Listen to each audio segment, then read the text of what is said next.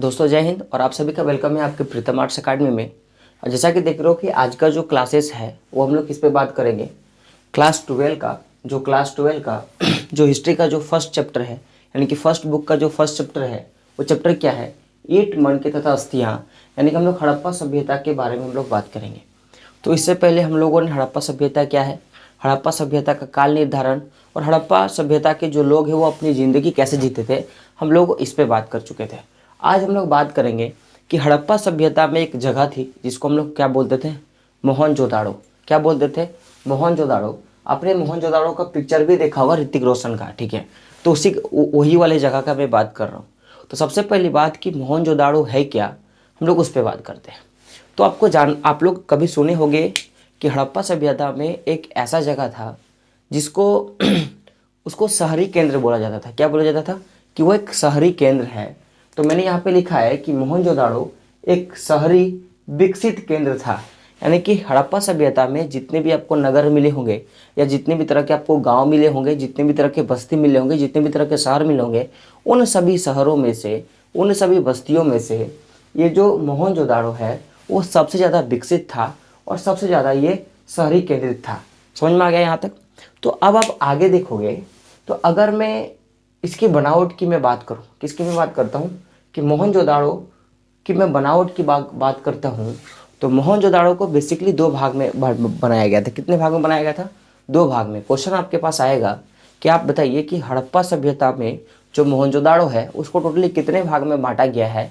तुमको कितना बताना है कि टोटली दो भाग में बांटा गया है। कितना भाग में, दो भाग में। तो मोहनजोदाड़ो को बेसिकली दो भाग में हम लोग बांट सकते हैं। तो सर वो दो भाग क्या है, तो आप देख सकते हो एक होता है छोटा लेकिन वो ऊंचाई पर बनाया गया था। पहला भाग को क्या बोल सकते हैं, छोटा लेकिन वो ऊंचाई पे बनाया गया था।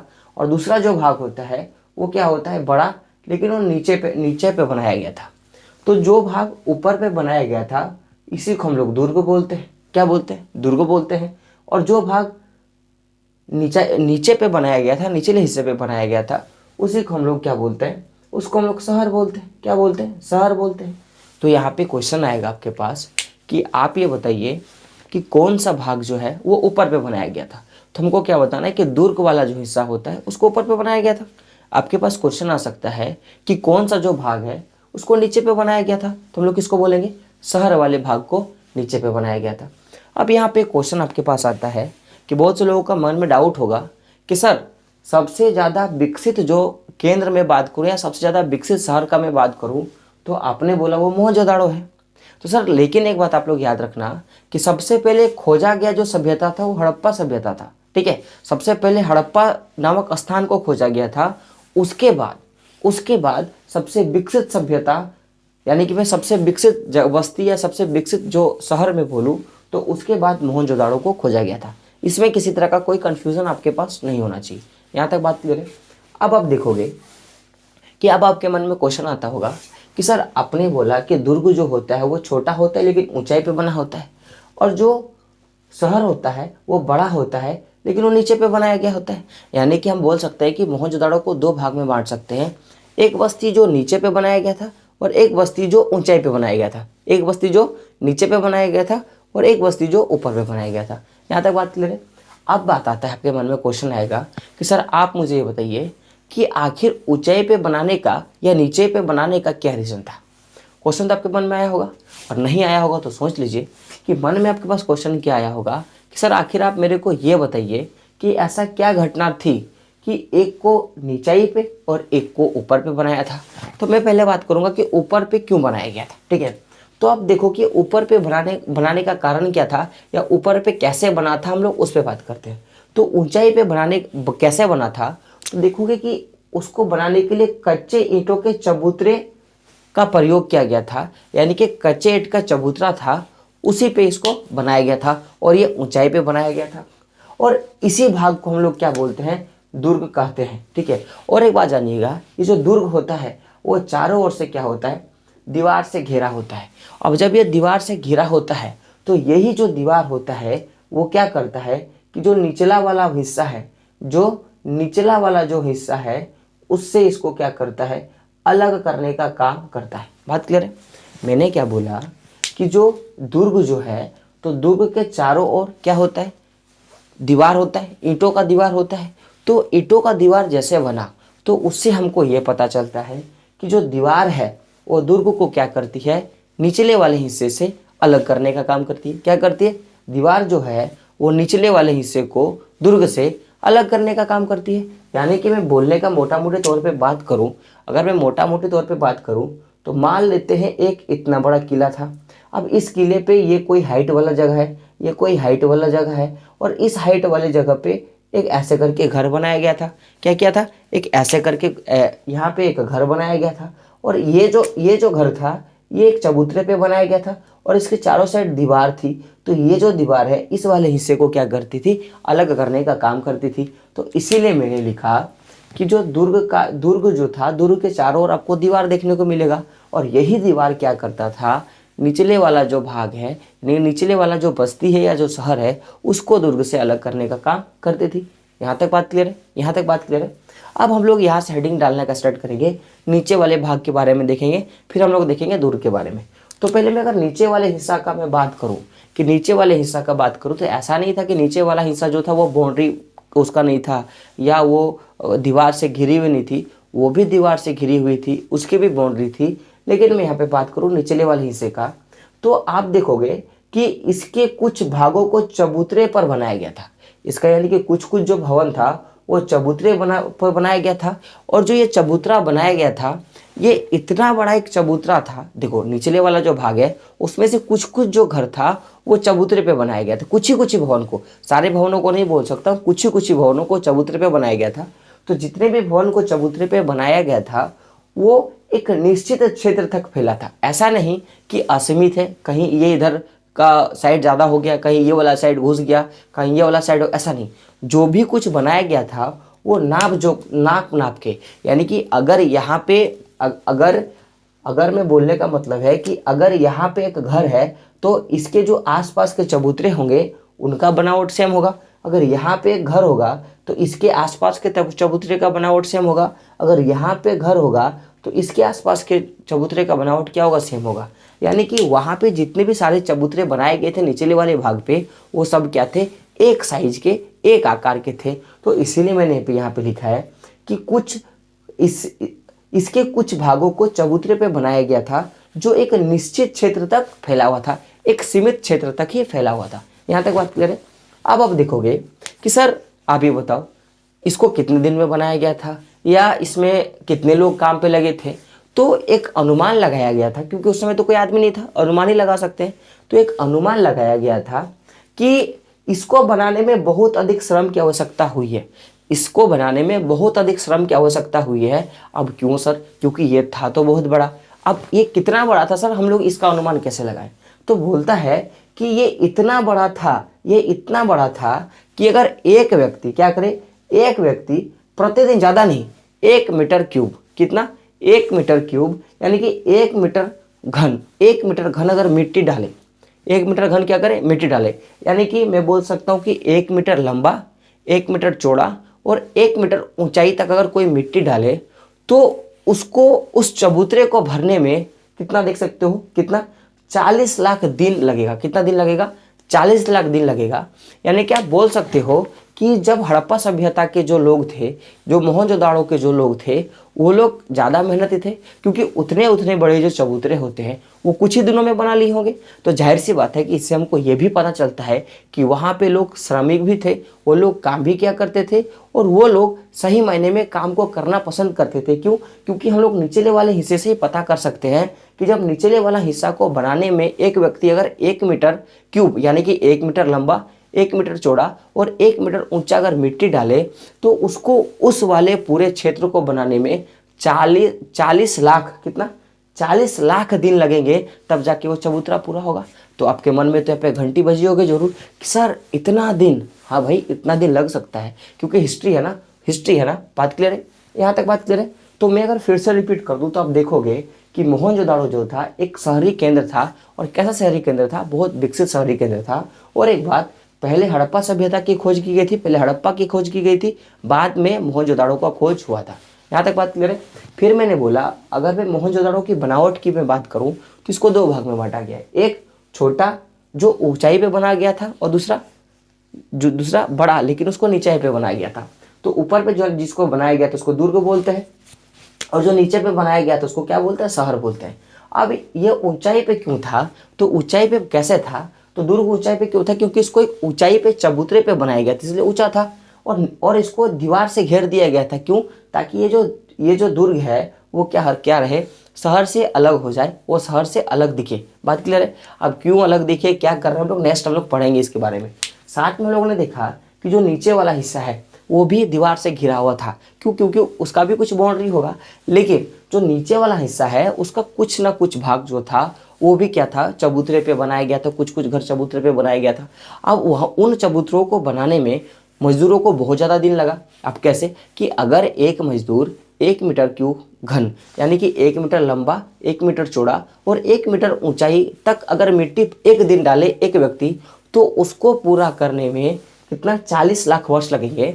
यानी कि अगर मैं बोलूं कि अगर हमको एक ही दिन में वो चबूतरे को पूरा करना है तो हमको 40 लाख लोग लगेंगे।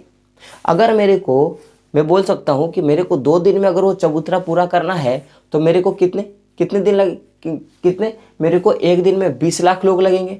अगर मेरे को 4 दिन में करने हो तो मेरे को 10 लाख लोग लगेंगे। यानी कि मैं बोल सकता हूँ कि हड़प्पा सभ्यता के काल में भी लोगों का और आदमियों का उपयोग होता था, किस लिए, श्रमिक के तौर पे। किसके रूप में, श्रमिक के तौर पे। यहाँ तक बात क्लियर है, यहाँ तक आपकी बात क्लियर है। चलिए आगे देखते हैं। अब ये जो पूरा क्षेत्र देख रहे हो, चाहे आप दुर्ग का बात करो चाहे निचले शहर का बात करो, तो ये जो भी कुछ बना हुआ था, चाहे आप हड़प्पा सभ्यता से स्टार्ट करके आप मोहनजोदाड़ो के पास आ गए, तो जहाँ भी आप जाओगे आप एक चीज़ कॉमन देखोगे कि इसकी बनाने की जो शैली थी और जो बनाने का जो तकनीक था वो एकदम एक जैसा था। तो इसीलिए मैंने लिखा है कि जो इसकी योजना थी, जो बनाने का जो योजना था वो कैसा था, यानी कि बनाने का तरीका क्या था, हम लोग उस पर बात करेंगे। तो मैंने लिखा था कि इसे जिस तरह से बनाया गया था, जैसे लगता था कि पहले एक निश्चित क्षेत्र तक चबूतरे को बनाया गया है और फिर जाके भवनों को चबूतरे पर क्या क्या होगा, बनाया गया होगा या बसाया गया होगा।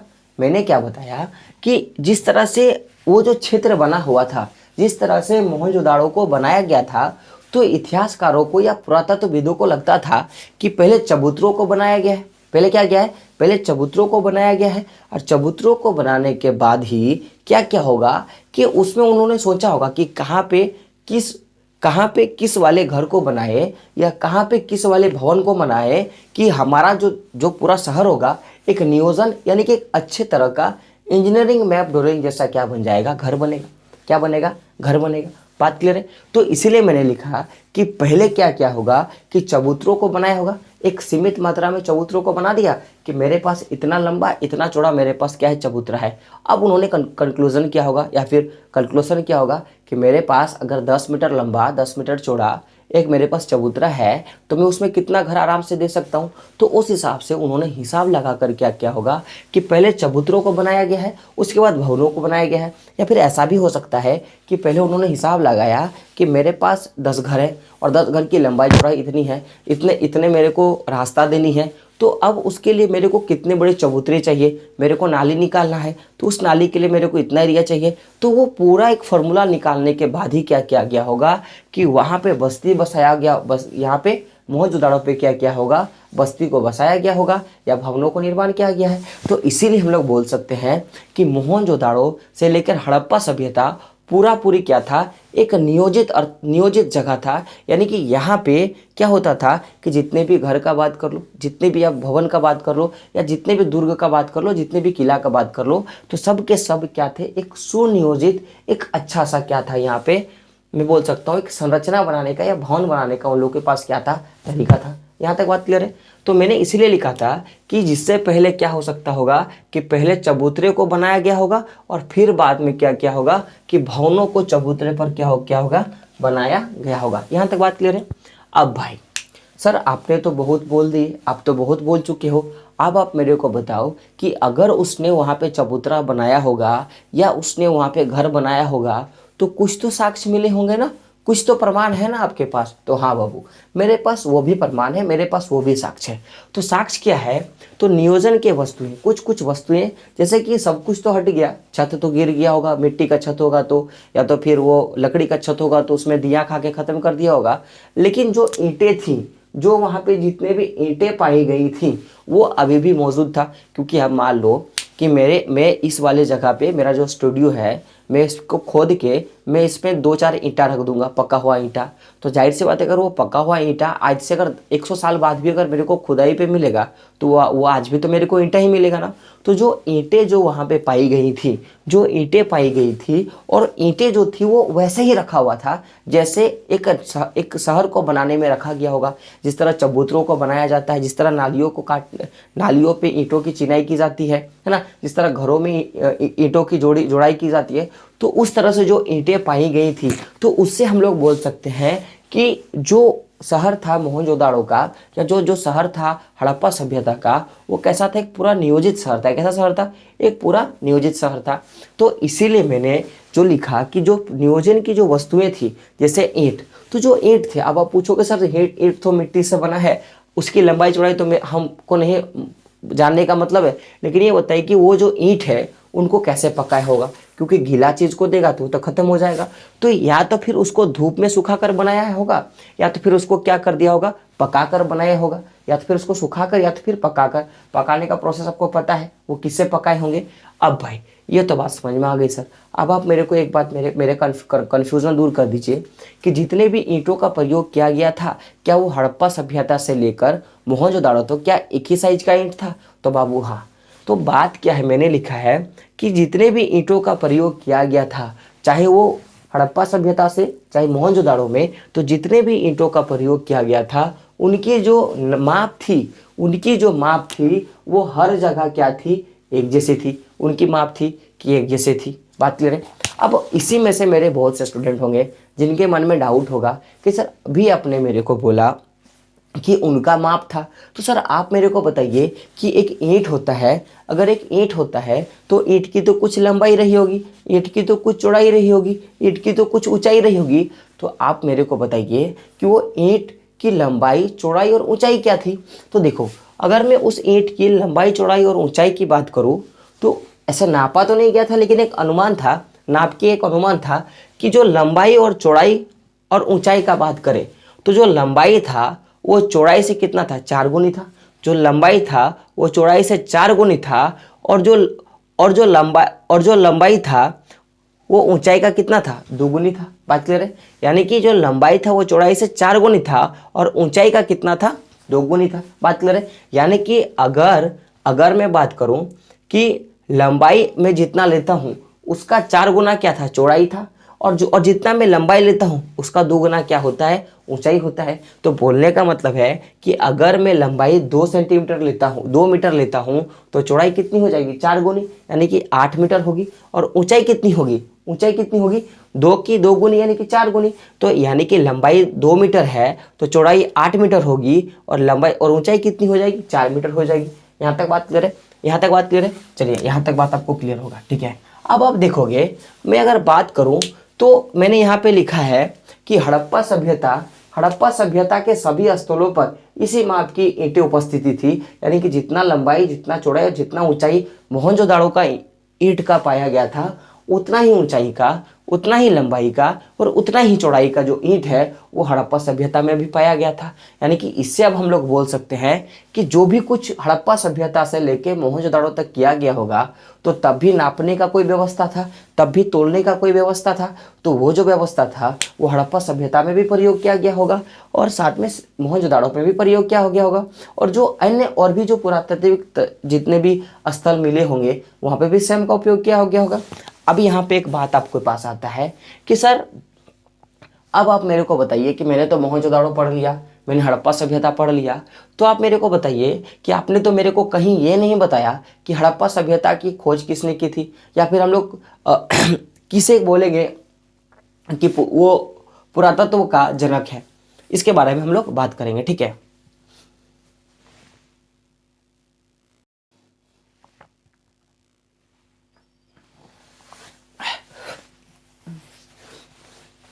अब जब हम इसके बारे में बात करेंगे, लेकिन उससे पहले मैं बता दूं कि जो लोग चैनल पे नए हैं, अभी तक चैनल को सब्सक्राइब नहीं किया तो सब्सक्राइब कर दो, जो बेल का बटन है तो उसको भी टच कर दें, और शेयर के बटन से शेयर जरूर करें दोस्तों, क्योंकि बहुत मेहनत लगती है ये सारी वीडियोज़ बनाने में।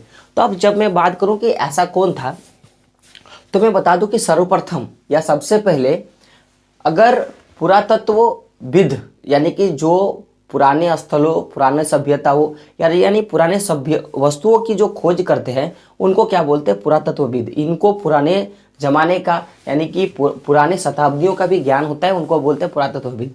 तो सबसे पहले अगर मैं बात करूं तो भारत में सर्वेक्षण का यानी कि खोज का, ठीक है, भारत में पुरातात्विक चीज़ों के खोज का या पुरातात्विक स्थलों के खोज का कब से स्टार्ट हुआ था? तो ये घटना थी 1875 का। कब का?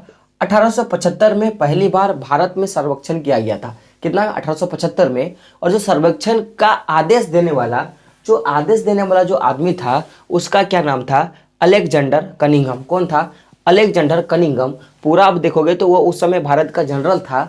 तो मैंने लिखा था 1875 में भारतीय पुरातात्विक सर्वेक्षण के जनरल कौन था? Alexander Cunningham. पूछता है कि भारत के सबसे पहले पुरातात्विक सर्वेक्षण के जनरल कौन थे, या पुरातात्विक सर्वेक्षण के मंत्री के भार पे कौन थे? तो हमको क्या बोलना है? Alexander Cunningham. और अलेक्जेंडर कनिंघम को ही भारत पुरातत्व के जनक कहा जाता है। और नोट, इसको आप VVI पे लिख देना कि जो अलेक्जेंडर कनिंघम है इसी को क्या बोलते हैं? भारतीय पुरातत्व के जनक के रूप में भी इसको कहा जाता है। अब समझिए, मैंने क्या बोला कि सबसे पहले 1875 में जो ये अलेक्जेंडर कनिंघम है इसने ही आदेश दिया कि जाओ पुराने जगह के पुराने स्थानों का खोज करो, तो लोग खोज पे उतर गए। अब वो बात यहाँ पे एक चीज़ आती है, आपके माइंड पे मैं सेट कर दूँ कि इसी को ही क्या बोलते हैं? भारतीय पुरातत्विक संरक्षण का जनक बोलते हैं।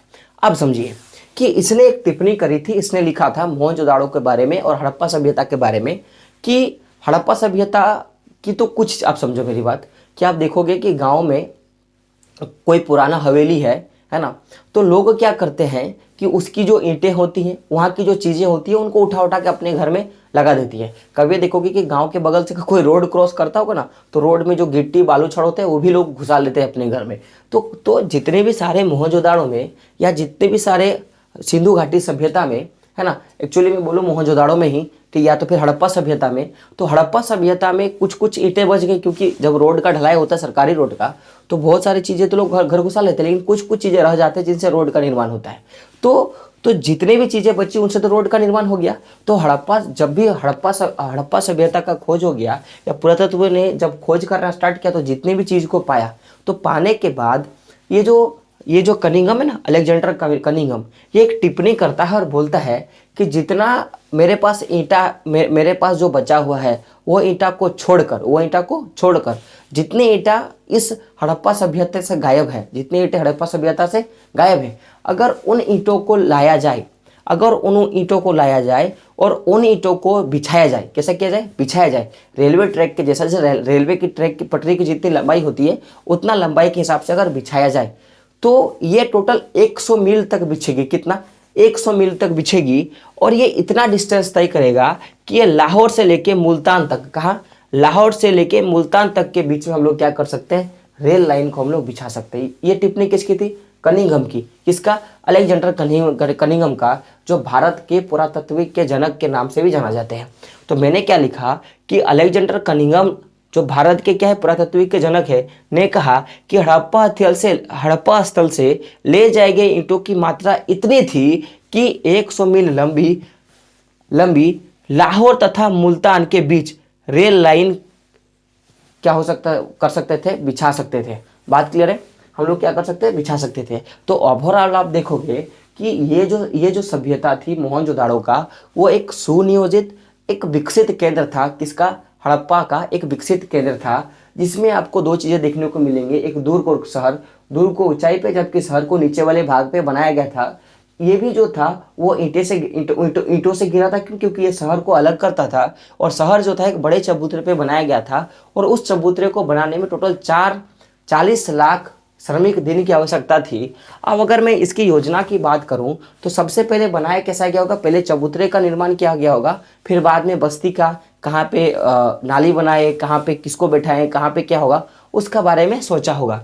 मगर वहाँ पे नियोजन की जो वस्तुएं थी, जो पाया गया वहाँ पे, तो ईंटें पाई गई। तो जो ईंटें पाई गई वो ईंटें कैसे थी, वो ईंटें बराबर नाप की थी। अब लंबाई चौड़ाई ऊंचाई की बात करूँ तो लंबाई चौड़ाई से 4 गुनी और ऊंचाई जो थी वो लंबाई से कितनी गुनी थी, 2 गुनी थी। ये माप आपसे पूछ सकता है, आप इसको वीवीआई कर लो, क्या कर लो, इसको वेरी वेरी इंपॉर्टेंट कर लो, ठीक है। आप पूछता है कि हड़प्पा सभ्यता में जितनी भी जगह ईंटें पाई गई थी उन ईंटों की लंबाई चौड़ाई ऊंचाई कैसे थी, एक जैसी थी।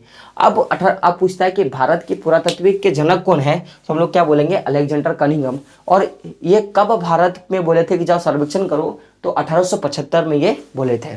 तो यहाँ तक बात क्लियर है, हमको लगता है कि यहाँ तक बात क्लियर है। अब हम लोग नेक्स्ट जो क्लास होगा हम लोग उस पर नालों के बारे में बात करेंगे कि नालों का निर्माण वहाँ पे कैसे होता था, या वहाँ की गृह व्यवस्था कैसे थी, लोग घर को कैसे कैसे बैठाते थे, वहाँ की जो दुर्ग थी, क्योंकि हम लोग निचला भाग तो देख लिए, अब हम लोग देखेंगे कि वहाँ पे दुर्ग को कैसे बनाया गया था। हम लोग ये 3 टॉपिक बचा हुआ है, उसके बाद ये जो हड़प्पा सभ्यता का जो मोहनजोदाड़ो है वो खत्म हो जाएगा, ठीक है।